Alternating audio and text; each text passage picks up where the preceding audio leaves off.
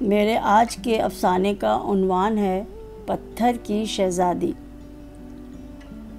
بس کے اندر کا موسم خوب ٹھنڈا تھا۔ ایک تو اے سی کی ٹھنڈک، دوسرے لوگوں کے جذبات کی ٹھنڈک۔ یہ میری خوش قسمتی تھی یا بد قسمتی، سمجھ میں نہیں آ رہا تھا کہ جو لوگ شریک سفر تھے وہ سارے کے سارے شدید سوفسٹیکیٹڈ تھے یا شاید نظر آنے کی شعوری کوشش میں مبتلا تھے۔ دوسری بدقسمتی یہ تھی کہ 90% کپلز تھے۔ کچھ تو ایک دم نیولی میرڈ تھے اور کچھ نیولی میرڈ نظر آنے کی کوشش کر رہے تھے۔ کتنی عجیب بات ہے، ہم لوگ ہمیشہ کچھ نہ کچھ نظر آنے کی کوشش میں رہتے ہیں، جو ہیں وہ کیوں نہیں رہتے؟ اور کپلز تو ایسے بیہیو کر رہے تھے کہ جیسے انہیں کسی کے وجود کی کوئی پرواہ ہی نہیں، اور کھڑکی کے باہر کے بیش قیمت حسین قدرتی نظارے ان کی جوتی کی نوک پر۔ کچھ جوڑے سارا وقت ایک دوسرے کے کندھے پر سر رکھ کے خراٹے لیتے رہے۔ ایک کپل جو بالکل میرے برابر میں تھا، وہ سارا وقت اپنے موبائل پر اینیمیٹڈ مووی دیکھتا رہا۔ مجھے عجیب سے گھن آنے لگی۔ اینیمیٹڈ مووی سے نہیں، وہ تو میں بھی بڑے شوق سے دیکھتی ہوں، اس رویے سے۔ یہ مووی دیکھنے کے لیے کراچی شہر برا تھا کیا؟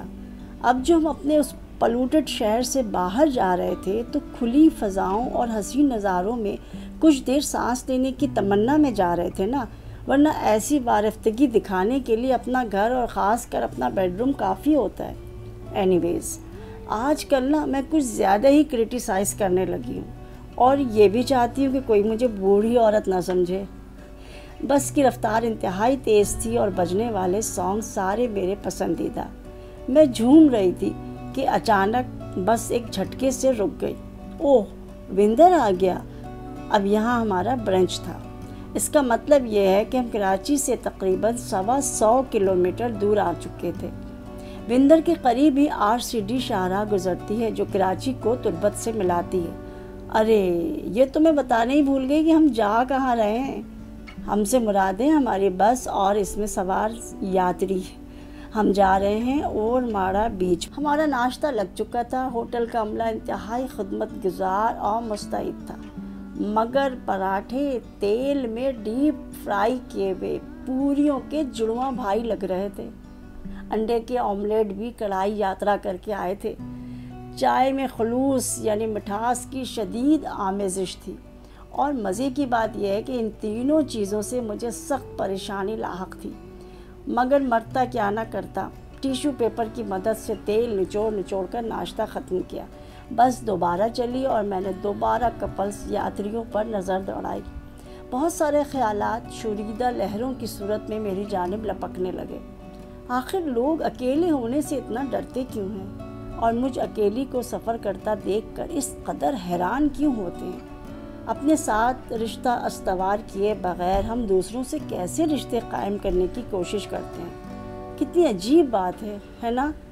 اگر کسی شخص کو اپنے آپ سے دوستی کرنی آ گئی تو اس کا رشتہ مضبوط ہوتا ہے ہر ایک کے ساتھ، ہر رشتہ اس کا خالص اور مضبوط ہو جاتا ہے۔ وہ کسی قربت کو کبھی بھی ضرورت نہیں سمجھتا۔ اینی ویز، میں نے سوچوں سے گھبرا کر سانگ پر توجہ دی۔ میرا فیوریٹ سانگ بج رہا تھا، اگر تم ساتھ ہو۔ مجھے ہنسی آ گئی اپنے سوچ کے اس تضاد پر۔ گاڑی ہوا کی رفتار سے فراٹے بھرتی جا رہی تھی۔ میں نے بے خیالی میں ایک بار پھر یاتریوں پر ایک نظر ڈالی تو ایک نمکین اور پرکشش لڑکی کے چہرے پر نظر ٹک گئی۔ صبح جب وہ گاڑی میں بیٹھ رہی تھی تبھی میں اس کی ڈریسنگ اور شخصیت کی اسیر ہو گئی تھی۔ بہت ہی پروقار تھی وہ، مگر مجھے کچھ مغرور سی بھی لگی۔ تب میں نے اپنے ججمنٹ پر شرمندہ ہوتے ہوئے سوچا، بنتا ہے بھائی، اتنی خوبصورتی پر تھوڑا سا غرور تو بنتا ہے۔ اچانک سب لوگ کھڑکیوں سے باہر جھانکنے لگے۔ میں نے بھی سب کی دیکھا دیکھی کھڑکی کے پردے ہٹائے تو بے اختیار منہ سے نکلا، او مائی گاڈ! اتنی عجیب و غریب قسم کے پہاڑ میری آنکھوں کے سامنے تھے کہ ان کی خوبصورتی، حسن اور سحر انگیزی کو بیان کرنے کے لیے میرے پاس الفاظ نہیں۔ بس ایسا لگتا تھا جیسے کسی نادیدہ آفاقی مصور کے ڈھیر سارے پینسل اسکیچ ہیں جو ورق در ورق سامنے بکھرے پڑے ہیں۔ جسامت میں اتنے بڑے کہ انہیں دیو ہیکل کہنا بھی مناسب نہ ہوگا۔ انتہائی بلند و بالا اور بھاری بھرکم پہاڑوں کے بیچ میں بل کھاتی سڑک پر دوڑتی بس کی کھڑکی سے ناک چپکائے منہ کھولے بیٹھے ہوئے مجھے اچانک وہ نظر آ گئی، وہی جس کو دیکھنے کی شدید تمنا اس ٹرپ پر آنے کی ایک وجہ بنی تھی۔ بس رک گئی، ہم سب بےتابی سے نیچے اتر کر اسے دیکھنے لگے۔ پہاڑ کی بلند ترین چوٹی پہ کھڑی وہ ایک شہزادی تھی، پتھر کی شہزادی، جی ہاں، پرنسس آف ہوپ، یعنی امید کی شہزادی۔ کس کی امید، کیسی امید، یہ نہیں معلوم۔ کیا کسی کے انتظار میں وہ یہاں کھڑی تھی؟ کیا کسی کے آنے کی امید تھی اسے؟ اب کون جانے کہ ہالی ووڈ کی اس حسین اداکارہ انجلینا جولی کو ایسا کیا نظر آیا کہ اس نے اس مجسمے کو پرنسس آف ہوپ کا نام دیا۔ اب یہ تو انجلینا جولی کو ہی معلوم ہوگا۔ مجھے تو ایسا لگا جیسے وہ جیتی جاگتی کوئی شہزادی تھی جو ہر شام کسی امید پر یہ پہاڑ چڑھتی تھی اور سمندر کی طرف حسرت بھری نظروں سے دیکھتی تھی۔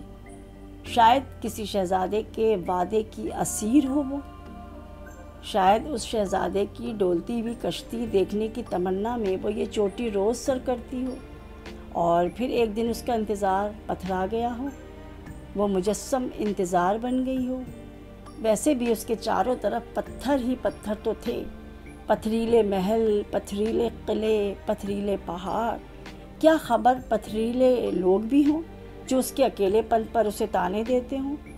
میں تب تک اس کے بارے میں سوچتی رہی جب تک لوگ تصویریں کھنچوا کر فارغ نہ ہو گئے۔ گاڑی میں بیٹھی تو ہمارا ٹور گائیڈ بتا رہا تھا کہ یہاں سکندر اعظم کی فوجوں نے پڑاؤ ڈالا تھا۔ دیکھا، میں نے کہا تھا نا، پتھریلے لوگ ہوں گے اس کے آس پاس، ورنہ کوئی عورت یوں ہی تو پتھر کا مجسمہ نہیں بن جاتی نا۔ ٹور گائیڈ مزید بتا رہا تھا کہ آج تک یہ پتہ نہیں چل سکا کہ یہ مجسمہ کس دور میں بنا، کس نے بنایا، مگر آرکیالوجسٹ بتاتے ہیں کہ یہ ہواؤں اور سمندری لہروں کی کارستانی ہے، یہ مین میڈ نہیں ہے۔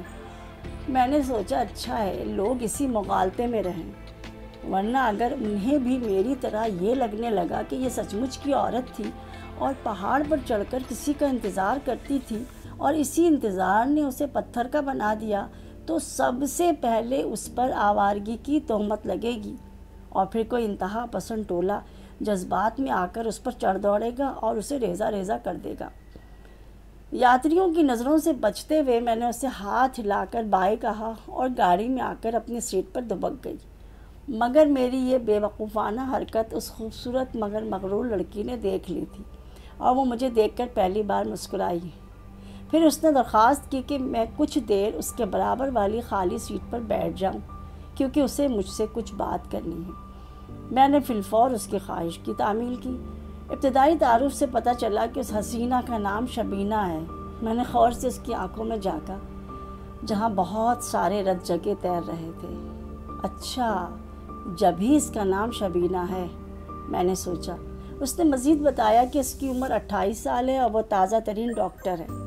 میں نے اپنا تعارف کروایا تو وہ بری طرح چونک گئی۔ کیا کہا؟ آپ ریکی ماسٹر ہیں؟ مجھے ایسا لگا جیسے مجھ سے اقرار جرم کروا رہی ہو۔ میں نے ڈرتے ڈرتے گردن ہلا دی۔ اوہ، اس نے جلدی سے میرے دونوں ہاتھ تھام لیے۔ مجھے آپ کی ہیلنگ کی بہت ضرورت ہے۔ میں نے آج صبح ہی بہت بہت تڑپ کر دعا مانگی تھی۔ آپ میری اسی امید، اسی دعا کا نتیجہ ہیں۔ میرا دل دھک سے رہ گیا۔ بہت بھاری جملہ تھا یہ۔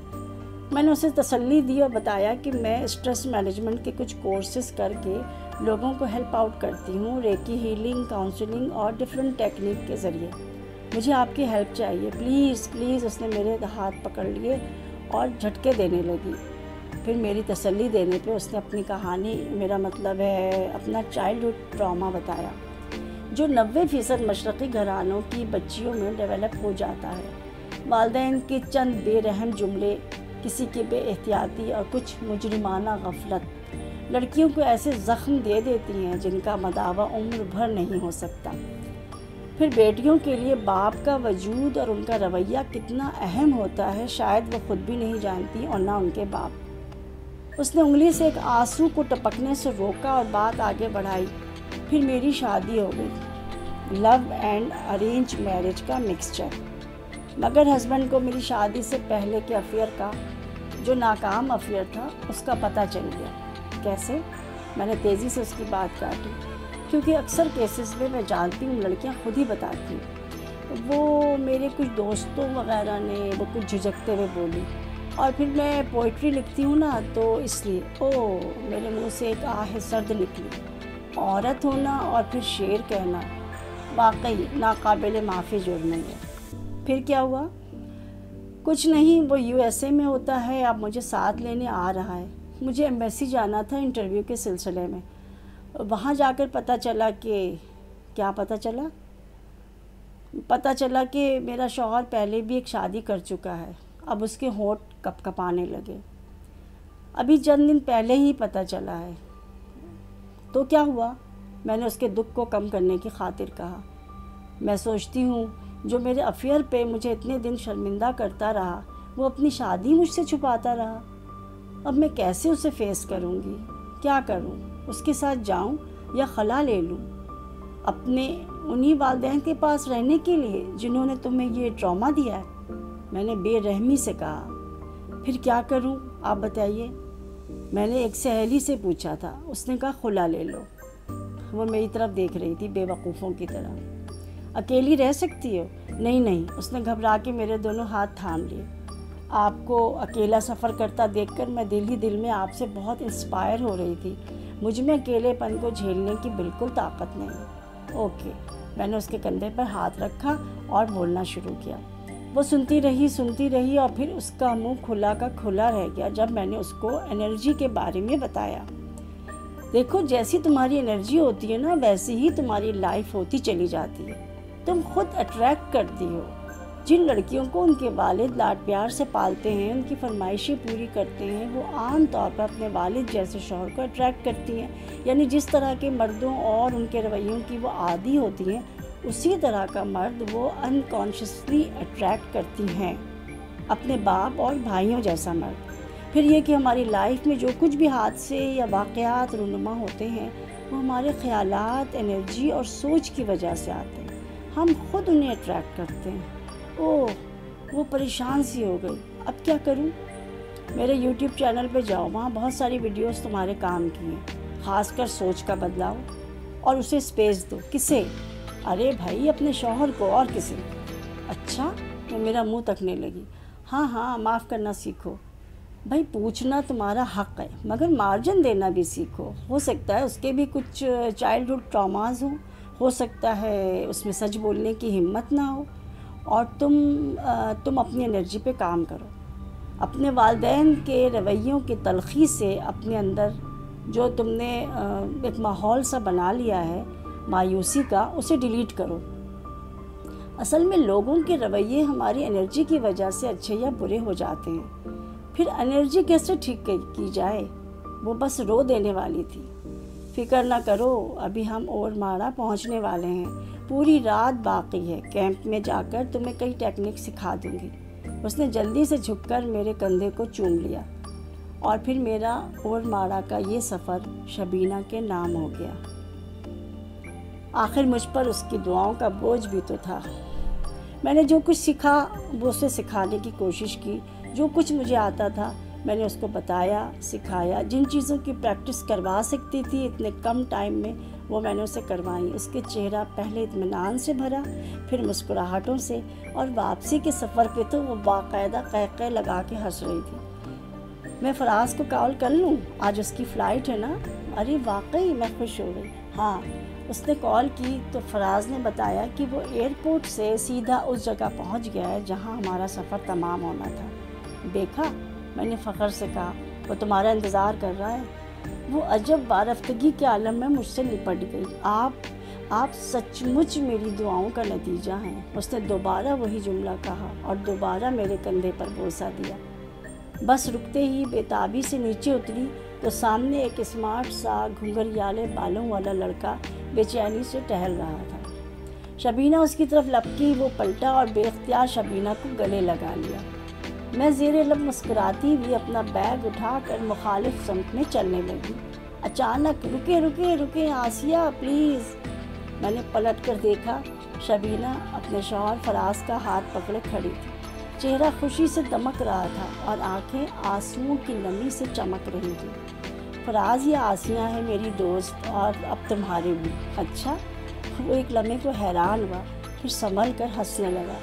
رسمی جملوں کے بعد وہ دونوں چلے گئے۔ میں انہیں جاتا دیکھتی رہی اور مجھے ایسا لگا جیسے آج پرنسس آف ہوپ کا انتظار تمام ہوا۔ وہ پہاڑ سے اتر کر اپنے شہزادے کا ہاتھ تھام چکی ہے۔ میرے دل سے اس پتھر کی شہزادی کا غم جیسے دھل سا گیا تھا اور میں اس طرف بڑھ گئی جہاں میرا بیٹا میرے انتظار میں کھڑا تھا۔